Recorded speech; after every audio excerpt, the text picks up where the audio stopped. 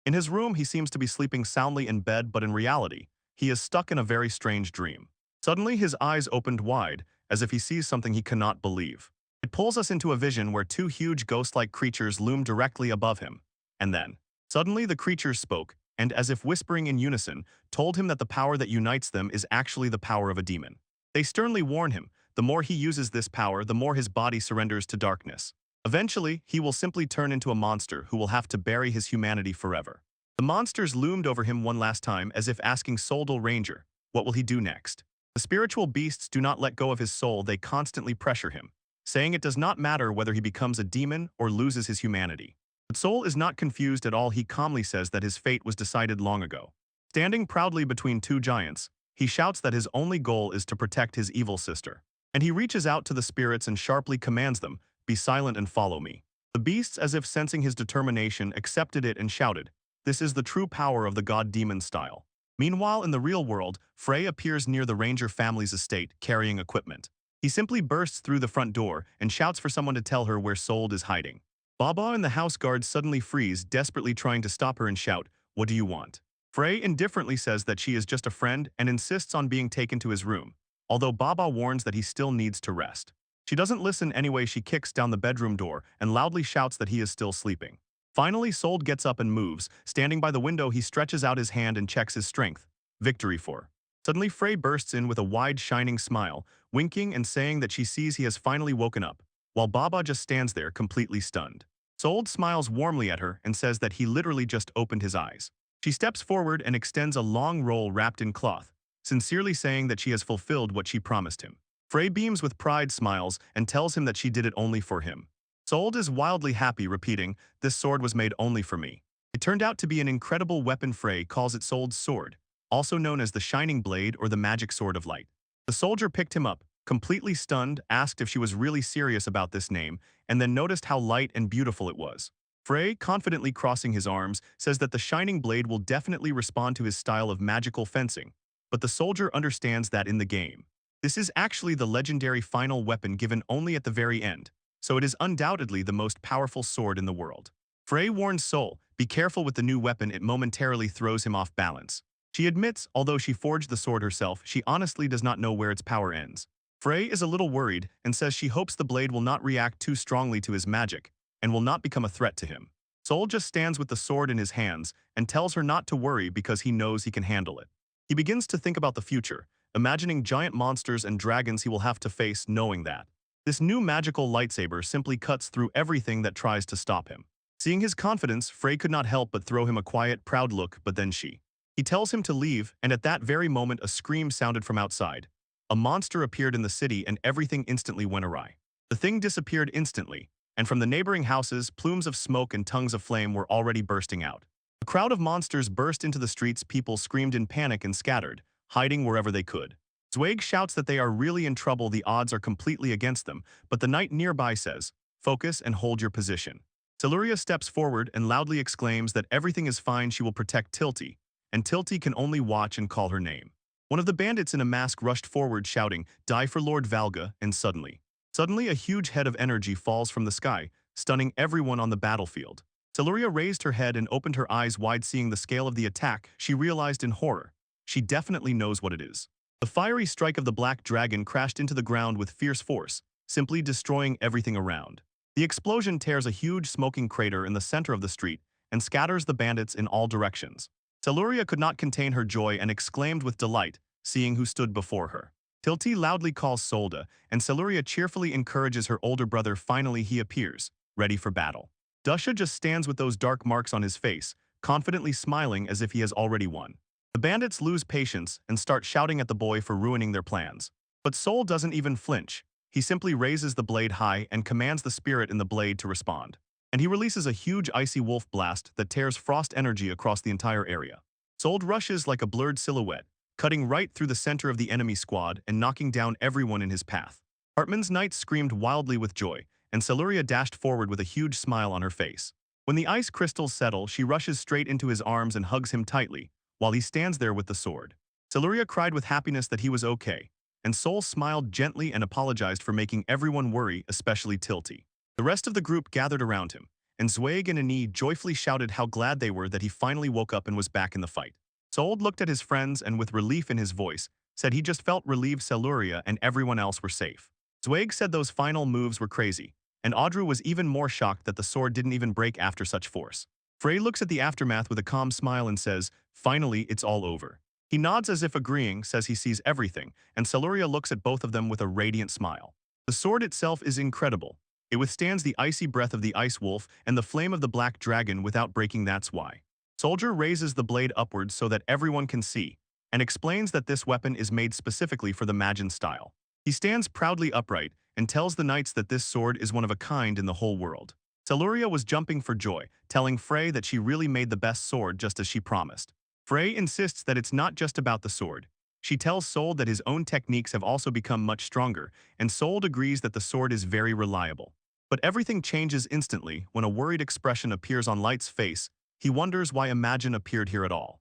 Nearby, the city is being destroyed, fires are burning everywhere, and the knights rush to try to tame this chaos. So, Ain sees smoke rising above the houses and realizes he must immediately return to the young lord. Audrey anxiously notices that Valgur's soldiers are turning into Magians, and begins to suspect whether their leader is behind that. This soldier realized that the Debbie Hip family might be pulling the strings, but then Celuria screamed, seeing a glimpse of the future. Light calls her, and she bursts into tears. Her clairvoyance shows something that clearly frightens her. She tells them that the whole city is in trouble and in great danger, and Soul, confused, asks again what exactly does she see. In her vision, a huge shadow with glowing eyes appeared over the houses. It seemed about to engulf everything around. The warrior raised his sword with a determined look, ready to cut through everything that would attack them with force. Meanwhile, above the main noble estate in the city, clouds began to thicken over the rooftops. Someone is wildly rushing through the corridors, boots pounding on the floor, hurrying to the office. The large double doors were kicked open with a loud bang, as if a storm bursts into the room, shouting the name Valgur, while the nobleman simply sits quietly at the table with a glass of wine. Valgur looks at him with disgust, calls him a brat, and shouts because he barged into the office uninvited. It is clear that Valgur is very angry. But he still does not give up, shouting that he knows rude but clearly fed up with what Valgur is doing. He points directly at the nobleman and demands explanations sternly. He was told that it is Valgur's people who are causing all this chaos in the city. See you next time. And Valgur just looks at him with such an irritated expression, muttering under his breath how annoying he is. Then he asked why he still hasn't left the city. This completely caught him off guard, and he asked again, "What do you mean?" Suddenly, Valgur completely loses his head, shouting at the top of his lungs that it is all his fault because he tried to play the hero and pretended to be the perfect ruler. He shouts that the Debbie Hip family, they are the ones holding this city in their hands, while Laken Ein stands aside and calls him a true vile scoundrel. He looks surprised, as if he doesn't understand why he is confessing right now, but still says to Valgur, "After all, you know the truth, this corrupt nobleman must come to an end." For a moment, silence fell in the room, and Valgur burst out with a disgusting pig-like laugh, mocking those who believed this was the end. He tells them that everything is actually just beginning, and when they see drops of sweat on Einstein's face, they begin to understand something big is about to happen. Valgur stands behind his desk, petrified with fear. He realizes he is losing control over the power that was in his hands. And from his hand bursts that disgusting, eye-covered mass of flesh. It grows much faster than he can handle it. They froze like iron statues from shock, and just stood, watching, realizing that the nobleman is turning into a real monster right before their eyes. Meanwhile, Sold and the rest of the team drag him through the city streets, racing to reach the manor as quickly as possible while Sold anxiously asks Celuria if she is 100% sure about the place from her vision. She says yes, and they move forward. But Tilty adds that she feels a huge shadow in Valgur, something so big that it could level an entire city if they don't hurry. She grimly says she will never forgive such chaos and sternly orders the guys, "Stop this before it becomes too late." Suddenly he slammed on the brakes, ordered everyone to wait, and pointing ahead showed something. He had a very bad feeling. Valgur's mansion begins to tremble, the whole house sways as if an earthquake struck only this place. And then the roof simply explodes. Through the stone bursts a huge dark creature with glowing eyes, as if ready to tear everything around apart. The team members froze in place, standing and looking at the mansion, and he screams in shock. And then someone rushes through the gates, tearing their throat and shouting for everyone to retreat, and Sold realizes that he and Inns are barely crawling out of here. But he does not calm down. He shouts that the monster everyone is looking at is actually Valgur, and that the man used some cursed tool to transform. Soul simply froze in place, unable to comprehend how a person could so quickly turn into something like that. The whole group looks like tiny dots standing in front of a saucer. It completely overshadows them with its size. The giant beast roared, "This city is mine and I will not give it to anyone." Now it is simply huge, a true demon with a skull instead of a face, and a giant eye right in the middle of its chest. It let out a deafening roar, hovered over the ruins of the collapsed mansion, and declared that Tilty belongs to it. Looking at that mess, Sold grimaced with disgust and called that creature a vile demon. But the monster does not care. It looks down on them, as if it trash that it is about to wipe off the face of the earth. Sold rushed forward, released a gust of wind, and shouted that he would not allow this, and then as if support him, they shouted, saying that the monster is a fool if it thinks it rules here, because defending the city is their true business. Sold shouts the name likes, and Zweig and Celuria retreat to the side, frightened and loudly calling their older brother when Ainz sharply orders the knights to follow the young master, and they all respond with cries and prepare to attack. The whole group looks like tiny ants next to the huge demon looming over the rubble, creating. The monster became even more terrifying, empty, dead eyes fixed on them. Everyone gathers into a powerful attack and pours all the magic and steel they have onto the monster. Valgar just stands and with slight contempt says that they are like a tiny thorn to him, and the team realizes that their best strike didn't even leave a scratch. The monster simply sent them away, and deep in its throat a strange light began to grow. And suddenly it fires a huge beam of energy that mercilessly destroys everything in its path. The monster towers over the ruins and lets out a disgusting, loud laugh. The knight rushed through the dust and shouted whether the young lord and princess escaped safe and sound. Like tells them that for now they are safe because everyone poured their magic into one shield, but Sold could not believe how much power they were facing. The soldier leaned closer and whispered to Walter that he was a monster because he had abandoned humanity just to chase his twisted desires. Walter didn't care, and he said that he would sweep every piece of trash from the city. He releases a powerful blast again, slicing through the city like a thin sheet of paper. Sold and the rest just stand stunned, watching as the beam levels everything to the ground. The entire neighborhood was lit up by a huge explosion, and the monster stood there, a black silhouette against the flames. Buildings begin to fall, and people run everywhere just to survive. Local families completely lose their minds, crying and screaming as their homes are destroyed. They stand nearby, looking at the ruins of the city, and the suffering people. There is total chaos here. And finally loses self-control, shouting Valgar's name at the top of his voice. The giant monster just stands and laughs, while people around flee, seeking safety and scream for help. But suddenly something huge catches him by surprise. A giant fiery dragon bites right into his neck. His soul seemed to burst out of nowhere, jumped into the air, and shouting Valgar's name put all of itself into the strike. He strikes with black dragon fire, and the flames instantly engulf the monster's head completely.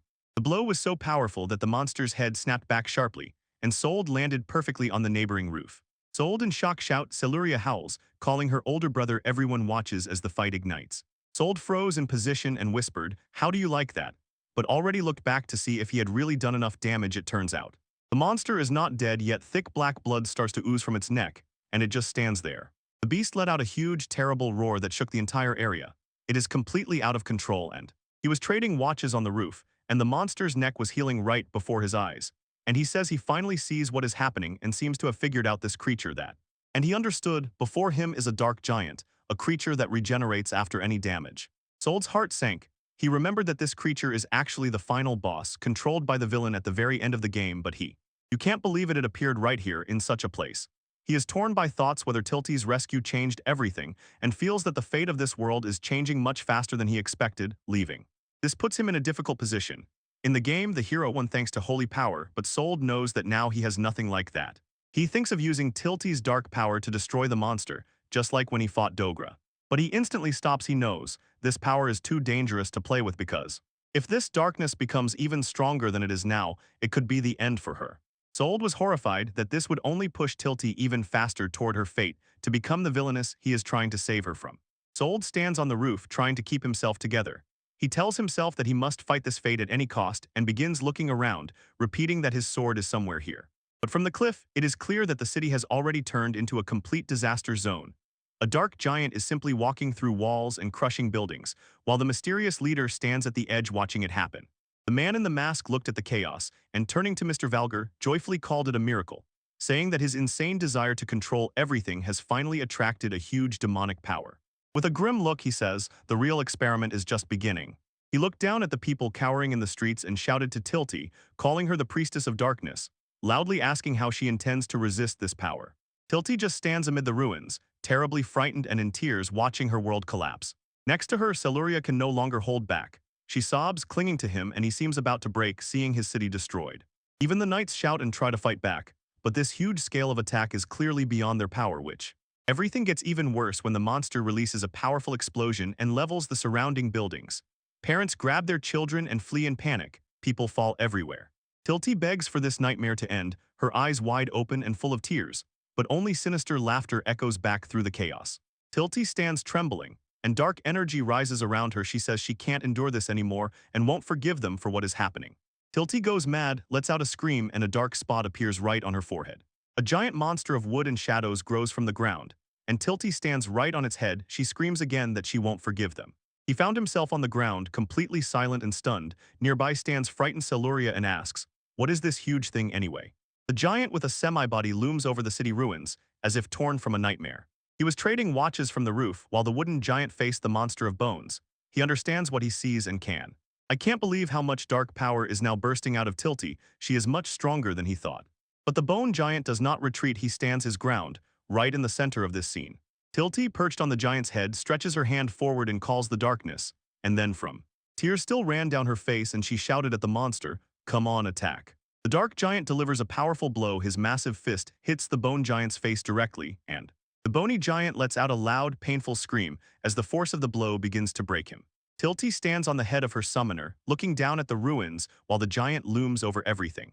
She sobs, loses control, and shouts at the top of her lungs for the enemies to just disappear. Lying on the ground, Lake freezes at what he sees, calls it a dark giant, and says its power is on a completely different level. He notices every time the dark giant even slightly touches an enemy, the vulgar monster crumbles piece by piece. Like a miracle, hasn't the power of darkness to erase everything intensified while the bony giant screams in pain. Celuria looks up and says with admiration that Tilty is truly incredible for what she has done. But Tilty is noticeably worried about something. She recalls how she used to only be able to move the hands of darkness, but now. Suddenly she realized that everything is completely different because the entire giant is finally standing right in the center of the city. Tilty stands on the very head of the giant, with arms spread wide, loudly exclaiming that this is exactly what she wanted. She looks completely lost, says with admiration how beautiful this dark power is that is finally descending. She encourages the giant, urges him on, saying, "Don't stop, make all that despair even louder until." While she gives the order, just let the darkness engulf everything visible. Tears roll down her face. She screams that the enemy tramples human lives and shouts that she will never forgive them. The dark giant raises his huge spinning hand high in the air, slightly tilted. The one standing on his shoulder looks tiny, as if the bone monster let out a pitiful squeak. It can do nothing to stop what is coming. The dark giant delivers a powerful blow right to the bone monster's head. It shatters, and from the very force of the blow, the creature's jaw flew to pieces. Lycan Celuria froze on the ground, watching, completely stunned by the insane power that Tilty demonstrates. Like watches the chaos unfold and asks why all this is happening, while Sold stands unwavering in the smoke. Tilty explodes, sobs, asks why he is bothering her, and screams about her brother. Sold simply utters Tilty's name, standing in the middle of the crater with his sword drawn, and he tells her that she needs strength to never lose the reason to live, and promises he will not let her fall into darkness.